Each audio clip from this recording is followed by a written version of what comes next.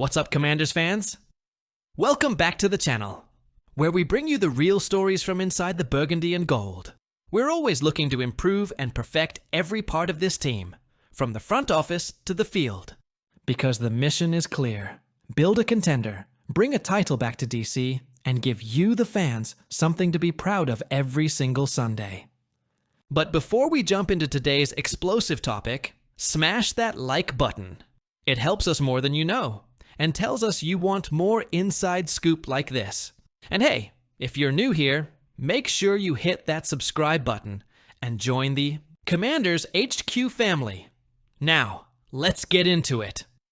Alright, buckle up because this one's wild, and it could shake up not only the Commanders' defense, but the entire NFC East out of nowhere. Steelers superstar pass rusher TJ Watt posted a cryptic image to his Instagram.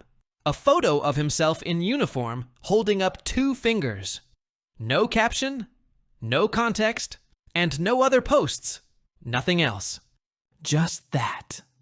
You already know how this goes. When a high-profile player drops something vague like that on social media, it's never just a coincidence. And fans around the league? They're going crazy trying to figure out what it means. Is he saying peace out to Pittsburgh? Is he teasing a trade? Or is it just some off-season mind game? But here's why it matters to US, the Washington Commanders. Let's be real. This new regime under Dan Quinn and Adam Peters has made one thing crystal clear. They are not afraid to make bold, aggressive moves. They're not here to wait, around for a slow rebuild. They want dogs, they want leaders, and above all, they want game wreckers on defense. TJ Watt? He checks every one of those boxes. Watt is a 4-time All-Pro, a former Defensive Player of the Year, and the heart and soul of the Steelers' defense. But what if? Just what if? He's starting to feel like Pittsburgh isn't the place for him anymore. After parting ways with Jonathan Allen, this defense needs a new identity. Yes, we've got Darren Payne and newcomer Javon Kinlaw holding down the interior. But when it comes to edge rushers, that room is still wide open. And if the Commanders really want to take this thing to the next level, imagine pairing Watt with that interior line. That's the kind of move that turns a playoff team into a Super Bowl contender overnight. Now, let's get into the business side. Can Washington even afford a guy like Watt? Thanks to smart cap management and the benefit of Jayden Daniels being on a rookie deal, the Commanders have plenty of room to absorb a major contract. And that's exactly what you need when trying to make a splash like this. Watt's current deal runs through 2025, with a cap hit north of $30 million. Hefty, no doubt, but worth every penny if you're serious about building a championship defense. More importantly, the Commanders also hold a ton of draft capital. That means, if Pittsburgh is shopping Watt, or if he demands a trade, we've got the picks to make it happen. Look, no one's saying this is definitely happening. The Steelers have been notoriously loyal when it comes to keeping their franchise cornerstones. But they're also in a bit of a transition. They've got a new offensive identity with Russell Wilson and Justin Fields in town. They could be tempted to reload with future assets. And if Watt's post signals any kind of unhappiness, the time might be now. Adam Peters has already shown he's not shy. This offseason alone, he brought in Deebo Samuel, Laramie Tunsil, and Kinlaw. He's been aggressive, building through a smart combination of draft and high-impact trades. TJ Watt would be the biggest move of them all. And from Dan Quinn's perspective, this is the kind of alpha dog edge rusher he had with guys like Micah Parsons in Dallas. Quinn knows how to get the best out of elite pass rushers. Watt would thrive under his system. Now let's be honest. Adding Watt wouldn't just upgrade our pass rush. It would send a message to the entire NFC East, to the whole league, that the Commanders are no longer a team to take lightly. Philly? We're coming. Dallas? We see you. Giants? Well, we'll get to you. But here's the real beauty of it.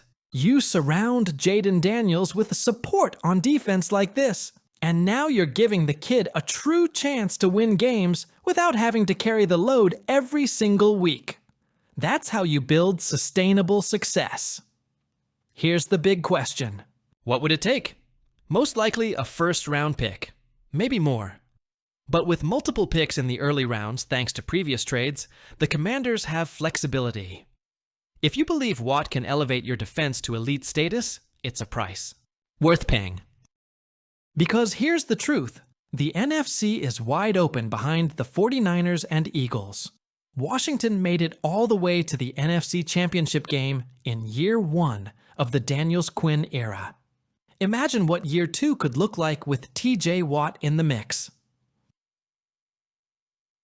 Commanders. Quarterback Jayden Daniels, yes, our Offensive Rookie of the Year, the same QB who led us to a 12-win season and an NFC Championship appearance, is officially getting the superstar treatment. It was just announced that Daniels will be a featured panelist at Fanatics Fest NYC 2025.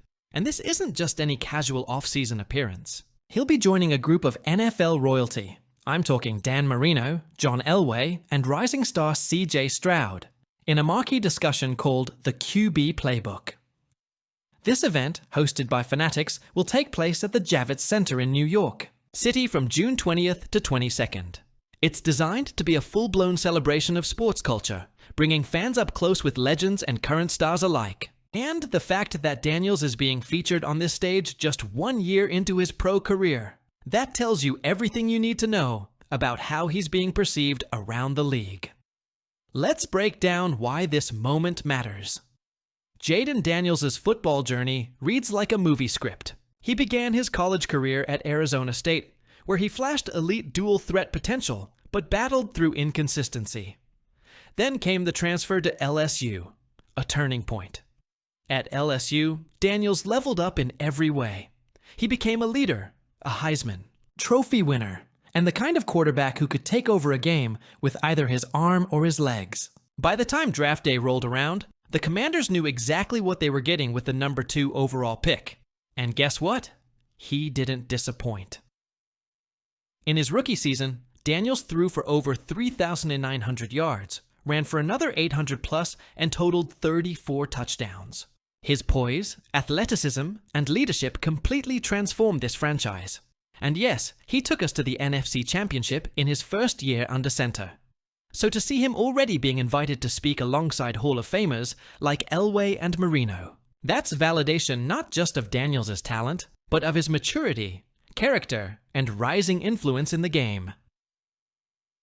Let's talk more about the event itself. Fanatics Fest. NYC is expected to be one of the biggest sports entertainment festivals of the year. Picture a Comic-Con for sports fans. Massive panels, autograph sessions, meet and greets, collectibles, exclusive merch drops, all in one place. For Daniels, the panel titled The QB Playbook is where he'll share his personal story. From being a freshman starter in the Pac-12, to transferring and finding his footing in the SEC, to winning college football's most prestigious individual award, and finally, getting drafted to one of the most passionate fan bases in football.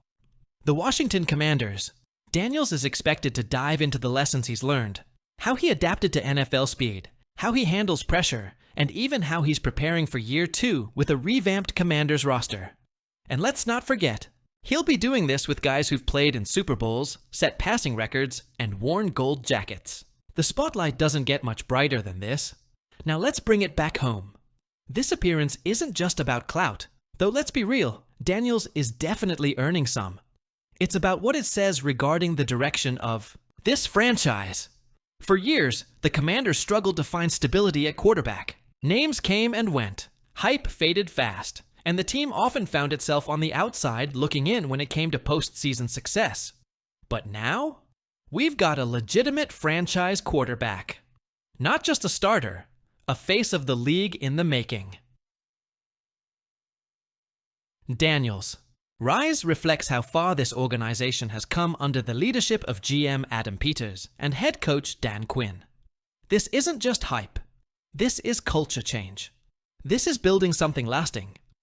Let's talk mentorship for a second. When young quarterbacks get to sit at the table with legends like Elway and Marino, you better believe they're soaking up knowledge. Daniels may be the most electrifying young QB in the league, but he's also hungry to learn and grow. Picking, The brains of Hall of Famers who've dealt with pressure, injuries, comeback wins, and even Super Bowl losses. That's invaluable. You can bet he's going to bring that knowledge back to Ashburn. That type of leadership and insight can ripple through the locker room and elevate the entire team.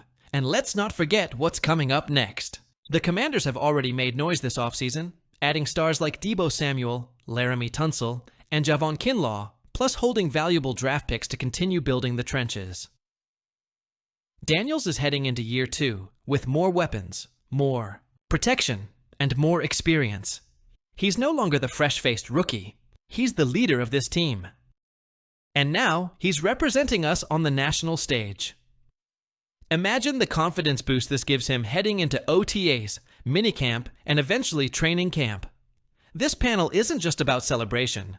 It's a springboard for what could be an even bigger season, maybe even a Super Bowl run. I don't know about you, but I'd love to see 90 suiting up in burgundy and gold, breaking the huddle with Darren Payne and Kinlaw, ready to wreck an offensive line. It's bold, it's aggressive, and it's exactly the kind of move that turns heads and changes franchises. So now, Commanders Nation, I'm turning it over to you. Drop a comment right now. Do you want to see Washington go after TJ Watt? Would you give up a first-rounder to get him? Or do you think the team should focus on the draft and keep building organically? Let's talk about it. This is your team too. And hey, if you enjoyed this video and want more like it, make sure you smash that like button. And don't forget to subscribe to Commanders HQ. We've got draft coverage, trade rumors, player interviews, and everything. Else you need to stay locked in all year long. Until next time, keep the faith, trust the process, and as always, let's go, Commanders!